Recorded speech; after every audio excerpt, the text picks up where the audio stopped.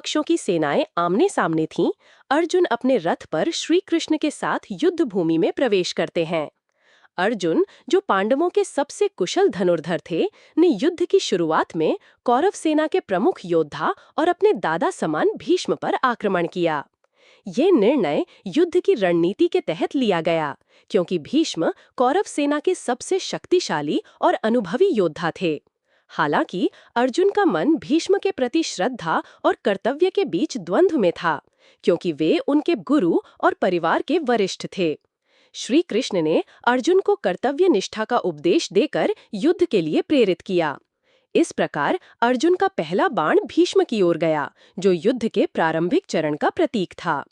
महाभारत युद्ध, जिसे कुरुक्षेत्र युद्ध के नाम से जाना जाता है, भारतीय महाकाव्य महाभारत का केंद्रीय घटनाक्रम है। इस युद्ध में पांडवों और कौरवों के बीच 18 दिनों तक भीषण संग्राम हुआ।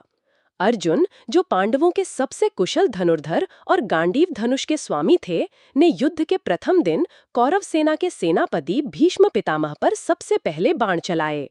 ये घटना न केवल युद्ध की शुरुआत का प्रतीक थी, बल्कि अर्जुन के कर्तव्य और भावनात्मक द्वंद्व को भी दर्शाती है। महाभारत के अनुसार जब कुरुक्षेत्र की युद्ध भूमि में दोनों पक्षों की सेनाएं आमने सामने थीं, अर्जुन अपने रथ पर सारथी श्री कृष्ण के साथ युद्ध के लिए तैयार थे।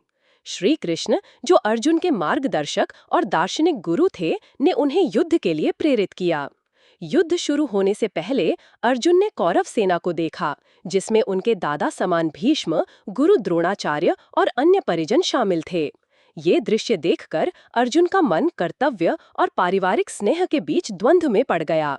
उनकी इस दुविधा को देखकर श्री कृष्ण ने उन्हें भगवत गीता का उपदेश दिया, जिसमें कर्मयोग, धर्म और कर्तव्य की महत्ता पर प्रकाश डाला गया। इस उपदेश ने अर्जुन को युद्ध के लिए मानसिक रूप से तैयार किया। युद्ध के प्रथम दिन जब शंखनाद के साथ युद्ध शुरू हुआ, अर्जुन ने अपनी रणनीति के तहत कौरव सेना के सबसे शक्तिशाली योद्धा भीष्म पितामह को निशाना बनाया। भीष्म कौरव सेना के सेनापति थे और उनकी युद्ध कुशलता और अनुभव के कारण पांडवों के लिए सबसे बड़ी चुनौती थी। अर्जुन का भीष्म पर पहला बाण चलाना रणनीतिक दृष्टिकोण से महत्वपूर्ण था, क्योंकि भीष्म को परास्त किए बिना कौरव सेना को कमजोर करना असंभव था। हालांकि अर्जुन के लिए यह आसान नहीं था, क्योंकि भीष्म उनके दादा समान थे, जिनके प्रति उनके मन में गहरा सम्मान और स्नेह था। भीष्म स्वयं भी अर्जुन की वीरता और धनुर्विद्या से परिचित थे। उन्होंने युद्ध में अर्जुन का सामना पूरे साहस के साथ किया। दोनों के बीच युद्ध अत्यंत तीव्र और रोमांचक था, क्योंकि दोनों ही अपने अपने पक्ष के लिए महत्वपूर्ण थे।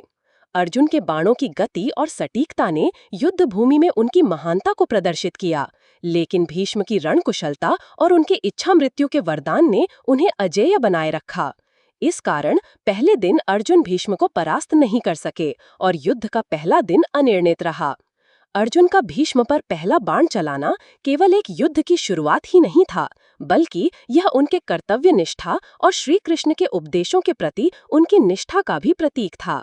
ये घटना महाभारत युद्ध के नैतिक और भावनात्मक जटिलताओं को उजागर करती है, जहां योद्धाओं को अपने प्रियजनों के विरुद्ध युद्ध करना पड़ा।